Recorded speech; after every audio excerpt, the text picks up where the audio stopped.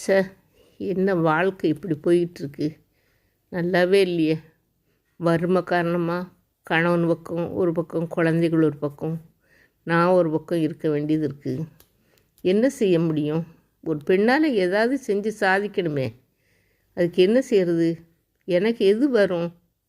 சமையல் வரும். நல்ல அந்த சமையலில் ஏதாவது பார்க்கலாம். முதல்ல நல்ல ஒரு ஐட்டம் நம்ம செஞ்சு சமைச்சு அது நல்லா இருக்கான்னு ருசி பார்ப்போம். அதையே நம்ம பிஸ்னஸ் ஆக்கலாம்ல. இப்போ நிறைய பேர் வேலைக்கு போகிறதுனால சமைக்க டைம் இல்லை. அதனால் நம்ம சமையல் செஞ்சு கொடுத்து அனுப்பலாம் எல்லாத்துக்கும்.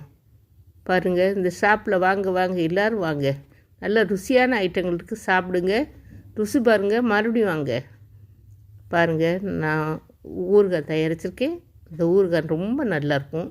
இந்த கேக்கு கூட நீங்கள் வாங்கி சாப்பிட்லாம். நிறைய பேர் இப்போ கடைக்கு வராங்க. நான் வேறு ஒரு கடை வச்சுருக்கேன், துணி கடை தான். சாரி, எல்லா சாரியும் என்கிட்ட இருக்குது, வாங்க. என் கணவர் பிள்ளைகள்லாம் என்கிட்ட வந்து சேர்ந்துட்டாங்க. குடும்பம் மேம்பட்டுருச்சு. பெண்கள் சும்மாவே இருக்கக்கூடாது, எதையாவது செஞ்சு சாதிக்கணும், போராடணும். பாருங்கள், இப்போ வேறு ஒரு கடை, கைவினை பொருள்கள்லாம் சேர்த்து நான் அதை தனியாக விற்பனை பண்ணுதேன். எனக்குன்னு ஒரு மவுஸ் வந்துட்டு. பெண்களெல்லாம் சிந்திச்சு பாருங்கள், சும்மா இருக்காதீங்க, ஏதாவது செஞ்சு நம்ம குடும்பத்துக்கு உறுதுணையாக இருக்கணும்.